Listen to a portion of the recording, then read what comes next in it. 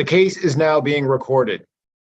Hear ye, hear ye, hear ye. All persons having anything to do before the Honorable, the Justices of the Massachusetts Appeals Court, now sitting at diverse locations within and for the Commonwealth. Draw near and give your attention, and you shall be heard. God save the Commonwealth of Massachusetts. Court is open. Welcome to this March 7th sitting of the Massachusetts Appeals Court, live on Zoom. We are going to be hearing the case of Haas and others versus MICI and others, 22P 0435. And before Mr. Haas begins his argument, I'd like to put on the record that he has informed us that the other co-plaintiffs did not receive notice of this oral argument, but that they do not wish to have a postponement, and he will go forward with the argument. Is that accurate, Mr. Haas? Yes, yes, it is. And I have promised him that we will look into how that happened. All right, wait just a second to see the timer, and then you may begin. There we go. Thank you. Thank you for this opportunity to present our side to this honorable court. We are here due to the appellees implementing a standard operating procedure, also known as an SOP, in 2019, which denied all prisoners the ability to send money from their personal account to any individual, regardless of the relationship or purpose, unless the request was to a non-person entity and accompanied by a bill or invoice. This SOP included both earned and unearned funds, and the enabling statute was Chapter 127, Section 48A. I would like to return to both of those later in the argument. We filed a verified complaint in Worcester Superior Court, claiming that our rights were violated under the First and 14th Amendments to the U.S. Constitution and Article 30 of the Mass Declaration of Rights. The appellees filed a motion to dismiss for failure to state a claim, and I'd like to note that they have yet to answer the verified complaint. We contend that Justice Peter Hodge, after an oral hearing on May 18th, 2021, erred in allowing appellee's motion to dismiss for failure to state a claim, and then thus dismissing the appellant's verified complaint. We assert the following grounds to support our contention. One, that the funds in our personal accounts constitute a protected property interest under the 14th Amendment. The appellees have never contested this claim, and Justice Hodge made no adverse finding in his memorandum or order regarding this. The appellants contend that the 14th Amendment protects them against arbitrary and capricious actions, of which we believe denying us the opportunity to send funds to any individual for any reason at any time is clearly arbitrary. And we also believe that we have raised sufficient facts with reasonable inferences therefrom, enough to rise above the level of speculation and to overcome a motion to dismiss. During the hearing with Justice Hodge, I had stated on the record that we were there, at least we believe we were there for a motion to dismiss and not for summary judgment. Because if we had been, then we would have taken a different tack. We believe the undisputed facts that we have submitted are that all of us followed the procedure for submitting the proper form with requested information to the proper official. All of us were denied. 3, because the payment was to individuals not without a bill or invoice. All of us are lifers and exempt from the enabling statute, which I will get into a little later. And none of us have ever tested positive for drugs or engaged in or accused of engaging in any illicit activities, including, but specifically, the ones that the appellees point to: drug smuggling, money laundering, or Mr. Haas, yes. Correct me if I'm wrong, but my understanding is what you're asking for us to do is say the SOP is invalid. Yes, not to say any particular SOP decision was wrong, that the whole thing should be struck. yes. And let me follow up on that. You've raised a number of arguments in your brief, obviously. But the one I'm particularly interested in is you cite the cases concerning whether the standard operating procedure is only something that affects the internal management of the agency or affects members of the public.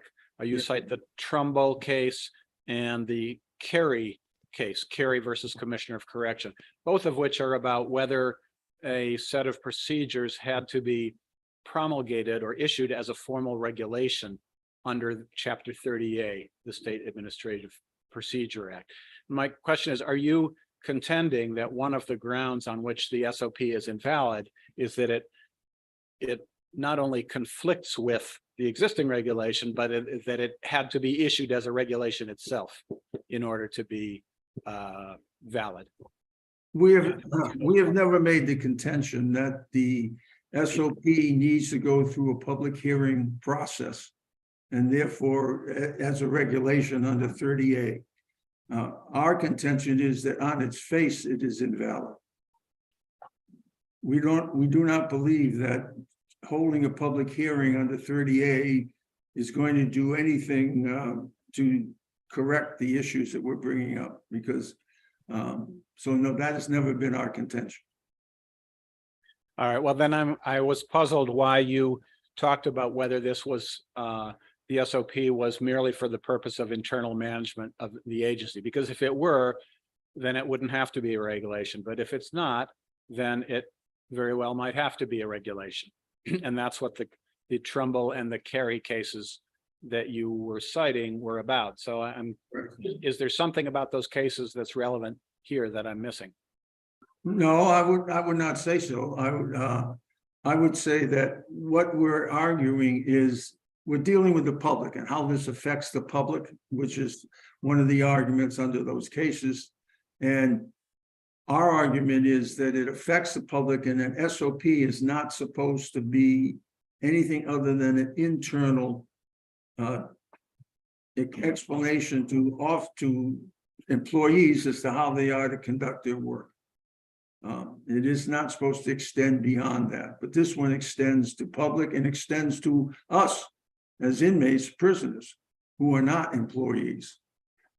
So do you contend that the SOP conflicts with the regulation? Is that correct? The SOP conflicts with the, yes. And what I'm understanding your argument to be, and please correct me if I'm wrong, is that the regulation essentially says the inmate has to fill out a slip that shows the date, the amount, the purpose, and then the inmate signature, and there's got to be a staff verification signature. And then the department accounting clerk shall review that slip to see if the signatures are there, ensure there are sufficient funds, and if so, then the clerk is obligated to disperse the funds from the account. Yes. Whereas the SOP injects an extra layer into that.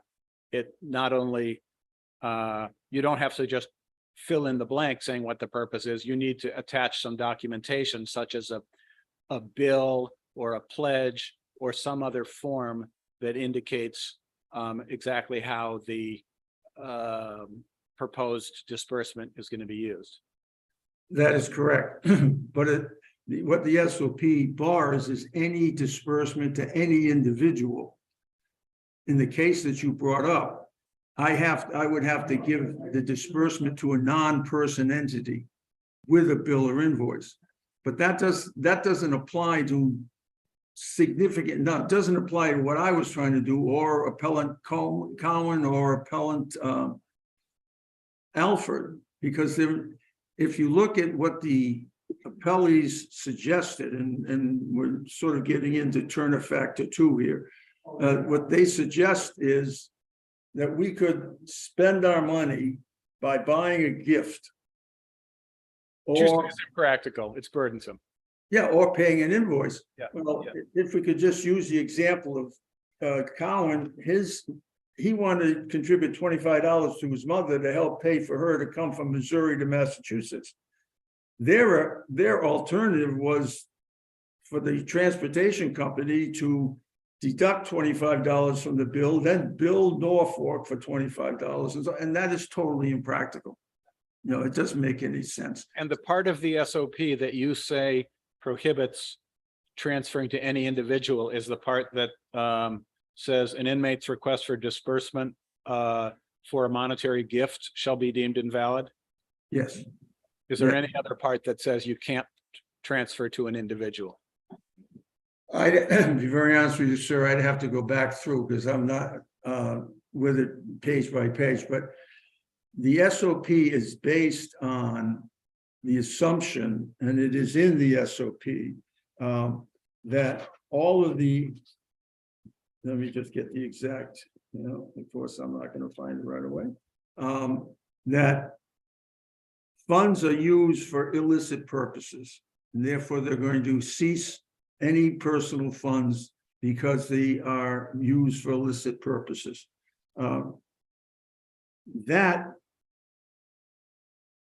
sorry, that's right in front of me. It says in the SOP 2A subsection 2, it says are frequently used for illegitimate Right. purposes. Okay. Okay, so our argument is there has to be some nexus between what we were trying to do and illicit purposes in order for us to be denied. In fact, in the case that Judge Hodge cited on Massachusetts Prisoners Association Political Action Committee, the SJC put in, and it's an interesting wording because this is not what the appellees do. And they said amongst the things that there's a request for transfer from personal account, the official must consider the identity requesting, the identity of the proposed recipient of the transfer, and whether the transfer relates to any illicit activity. Now, that is not what's happening. They are simply assuming that any disbursement to an individual is by default illicit.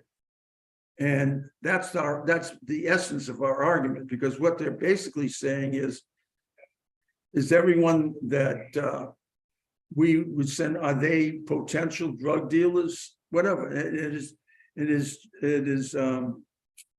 how do I say it? That is the essence. Paints with too broad a brush, I think, is what you're. Yes, thank you very much. Thank you. I see what, okay. Thank you. We talked about, okay, because I'm running out of time. I would like to talk about the Turner versus Safely case, because Justice Hodge and the appellees depend upon that case. And we believe, at least for the factor 2 and factor 4, that it's misplaced. I've already discussed briefly factor 2, which is an alternative means. The other one that I think is more relevant is factor 4. Turner factor 4 asks, does an alternative exist which would fully accommodate the inmate's rights at de minimis cost to valid penological interest? I need to be very clear. We have never, ever contended that any money should be sent out for illicit purposes. It's in my best interest that it not be done as well as others. But Justice Hodge and the appellees view this not as de minimis cost to, the appellees, but de minimis cost to the appellants. In other words, if it's a de minimis cost to us, then it can stand gifts and so forth, the de minimis cost. But that's not what this factor says. And my point is that there is, and has been for the 40 years that I've been in Norfolk, a procedure that if any charge request is considered by reason, any suspicious, it is investigated. That's what the Inter-Perimeter Security Force, that's what happened to me on an affidavit, without my going through the details, that I've included. And they investigate this. And if there's any, and if it's found to be illicit, it's denied. And we're not arguing that. But Turner factor 4 focuses on the burden on the prison officials as well, doesn't it? And- Yes, yes, For, you know, in a correctional facility of several hundred inmates, if a certain proportion that were sending out payments to individuals every so often, investigating each one of those to determine whether the purposes may be illicit is a pretty substantial undertaking on the part of prison officials, isn't it? well, it depends on, I don't know the criteria that they use. Obviously, it's a security measure. One of the criteria, I believe, is the amount of the disbursement. If I were trying to send $1,000 to someone, that raises a red flag. Right, but Sure.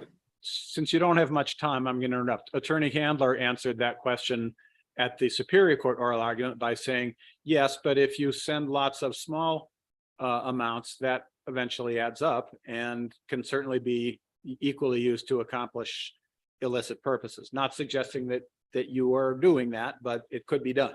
And the department has legitimate concern about that.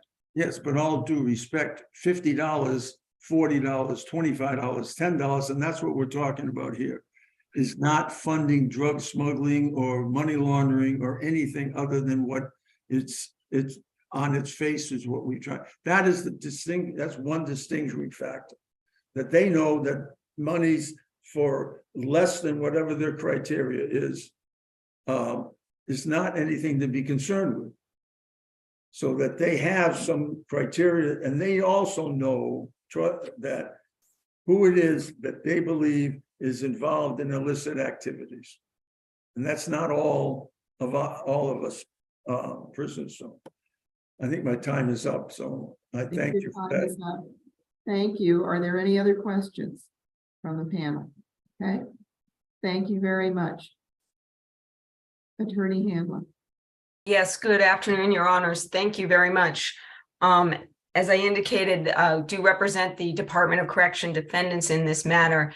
And the department maintains that this standard operating procedure is in fact consistent with the regulation that exists. And the problem with this case is that it was brought as an action for declaratory relief, but none of the plaintiffs in this case even allege that they complied with the standing operating procedure. Therefore, there is no way to tell whether or not their requests would ultimately have been allowed if they had properly grieved them and followed through with that. None of the individual facts are in the record.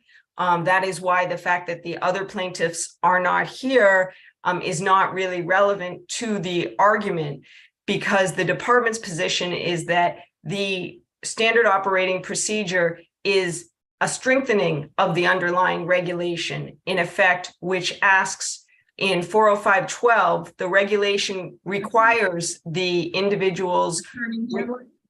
Before we get there, do you know why the others weren't notified?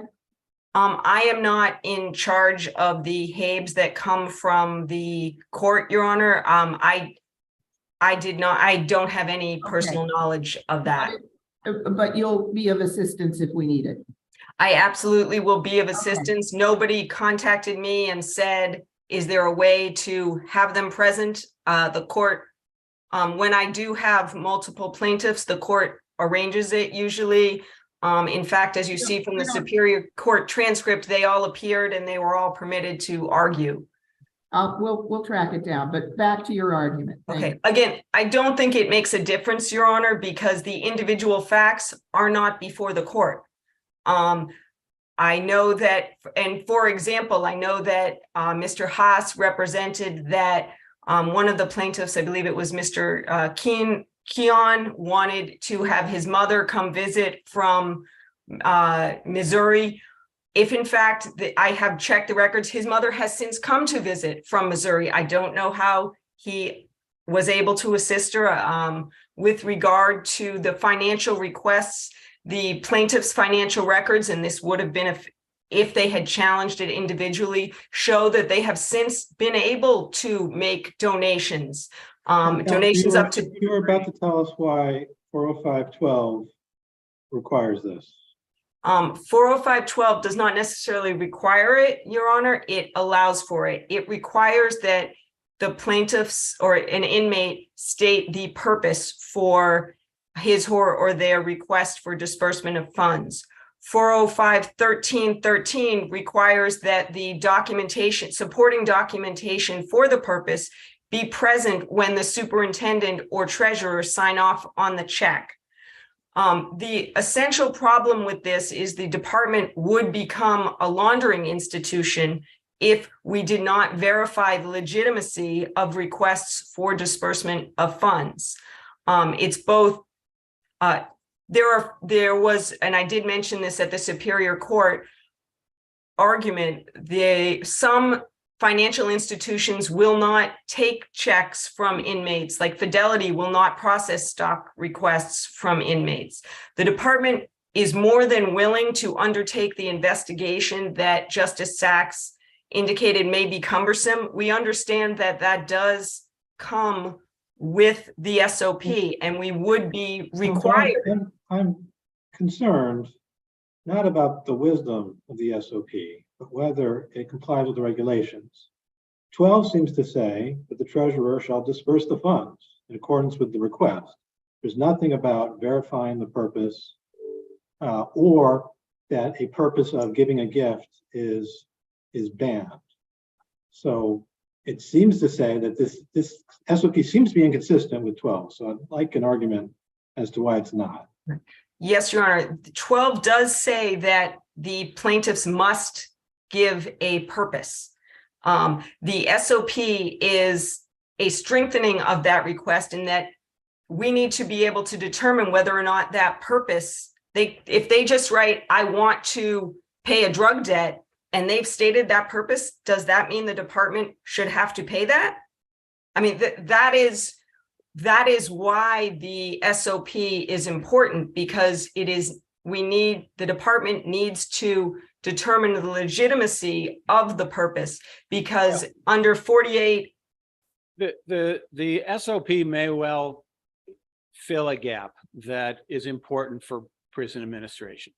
The question I have is whether it conflicts with the existing regulation, whether it prohibits something that the existing regulation mandates, and more particularly, whether the SOP didn't have to be issued as a regulation. It certainly is of general application and future effect, and it certainly doesn't just obligate or appears not to obligate merely correctional officials, but it places obligations on inmates, who are the portion of the public that the agency, one portion of the public that the agency serves. Your Honor, the department's position with regard to the 405 is that the department is a fiduciary and acts as a trustee for all inmate funds, and therefore has an obligation under under 48A, excuse me. Well, maybe that's a gap then. Maybe that's something that should have been in the original regulation and should be put in an amended regulation. And I think one of the, at least the theory of notice and comment rulemaking, is that you can take into account the many different perspectives on what purpose the regs need to serve and what kinds of problems individual inmates are going to come up against with sending money to someone for a bus ticket or a birthday gift or whatever it might be. And there are ways to take those things into account in the text of the regulation. But this was just issued without any advance notice that I saw in the record, and doesn't take any of those things into account.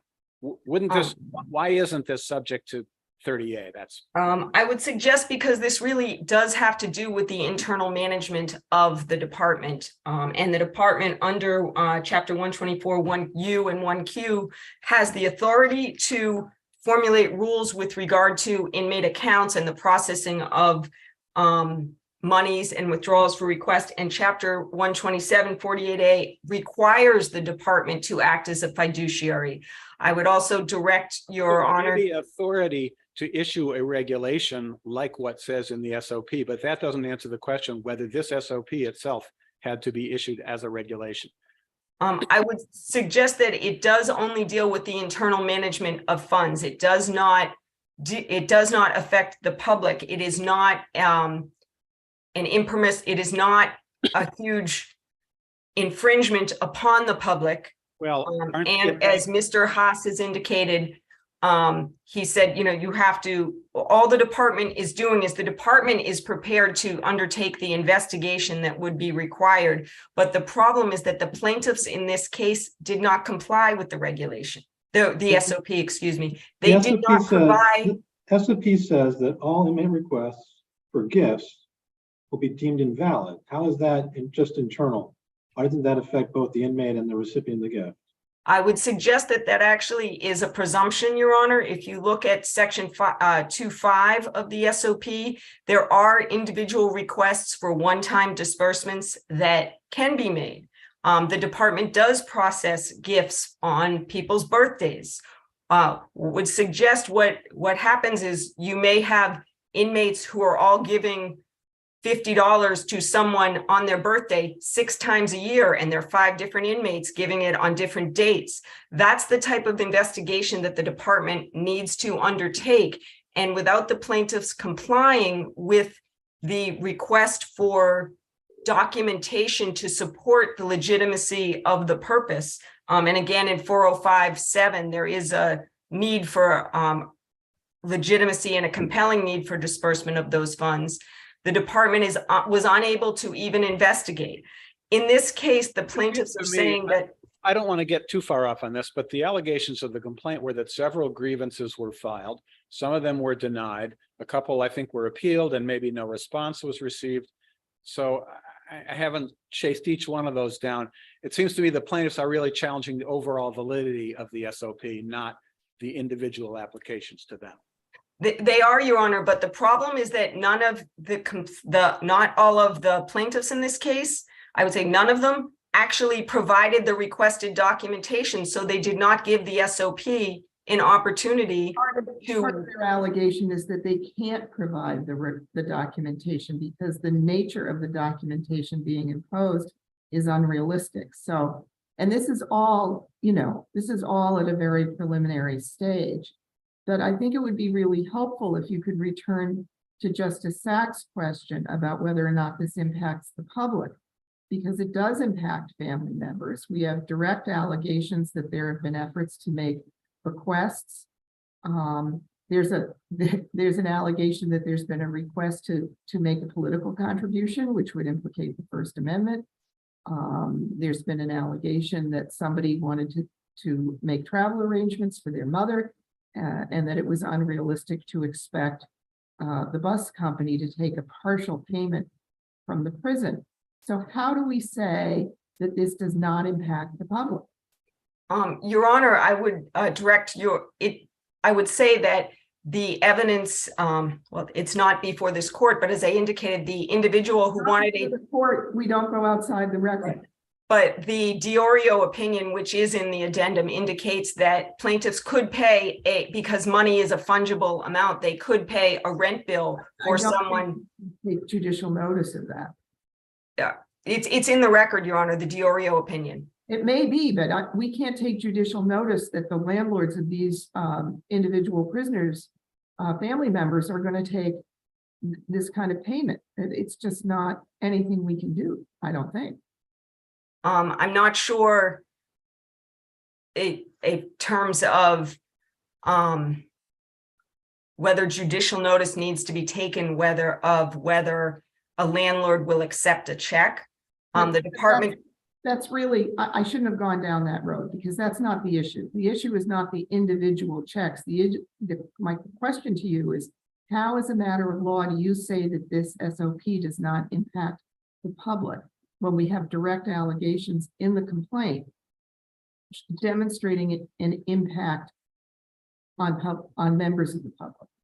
Again, what I would say is there is no allegation from any of the plaintiffs that they tried and were unable to provide the documentation requested. They didn't even allege it. And if you read the transcript at the Superior Court, they just challenged it by not complying. And that is the problem. I want to make sure I understand what provision of the SOP you say permits gifts in essence, even though there's apparently a blanket prohibition early on. I'm looking at part Roman 2B5, which begins requests for disbursements for special matters, such as paying child support obligations, returning bail funds, one-time requests for back to school supplies, et cetera, require additional verification to ensure the legitimacy. Is that what you are saying is the safety valve that might allow gifts in particular circumstances, or is there something? That is the safety valve. I don't know that I would term it as a safety valve. That is one of the provisions that would allow gifts for one-time matters. I would suggest, Your Honor, also looking at 2A2, where it specifically says that gifts shall be deemed invalid, such as it says later on in that paragraph, if the disbursement for a purchase of the gift is approved, payment will be made directly to the outside business. So in effect That's to purchase a gift. That's not to make a gift. I don't understand how that gets around what the plaintiffs are saying we want to do, which is to give a monetary gift or other payment to an individual to pay for a bus ticket or to pay for that individual's investments in stocks for the future or whatever it might be. I would say that the onus would be on the department to investigate whether or not it was a legitimate request for a gift, and the department could process all of the plaintiff's requests, and that really is the essence of the case here. Is had the plaintiffs complied. Now I'm really confused. You telling me that under this SOP, you can give a monetary gift to an individual as long as you have documentation. I can't speak to exactly what the purpose is, but if it is, there's a list of factors. This is your SOP. How does it work? It seems to say you can't give monetary gifts. They're deemed invalid. You're telling me you can give monetary gifts if something. So the department does send monetary gifts to people on their. I'm out of time, Your Honor. I can't answer that question. No, you can answer my question. Okay. The department does allow monetary gifts, and there are factors outlined in the SOP, such as, is there a history of such gifts? Is there a familial relationship? Is there, and that is in the SOP, when the factors to look at when deciding whether or not a request is legitimate. The department has to conduct an investigation, and the department is willing to do so in connection with each and every request, but the plaintiffs in this case did not permit the department to do so because they did not comply with the request, the SOP. So to return to my earlier question, the difficulty that I have with that argument, and I may have inartfully phrased my previous question, is that this came up on a 12b6, and the argument that you seem to be making appears to be extremely fact-based. And I'm really just not sure how we deal with that. We would be in a different position if this came up on a motion for summary judgment, but it's come up on a 12b6. The problem, the grievances were filed and denied. They were not. Mr. Haas, for example, didn't even file a grievance, and that is the problem. He would have. Record.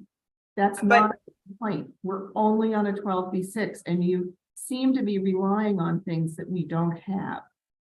Because I'm relying, Your Honor, on the absence of things in the complaint, and on the fact that the argument set forth in my brief suggests that any of these requests could have been allowed, and there is nothing in the SOP that says they were not to be allowed.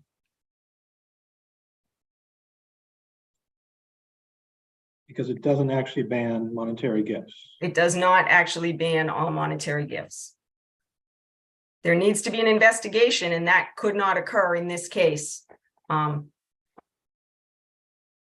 because of how it was brought. This is not the case on which to decide, because each of the plaintiffs would have to show that they properly grieved and they didn't file certiorari claims. It's tough for us and for the plaintiffs when we have an SOP that they say is invalid and you say doesn't say what it says, or at least it's not going to be executed the way it says what it says. I mean, it puts us all in a difficult position. I understand, Your Honor. I would suggest that this is not the case to make a determination on the validity of the SOP, specifically because of the manner in which it was brought, and it was not, there is the plaintiffs did not file challenges of their grievances in court and therefore show that they had been wronged.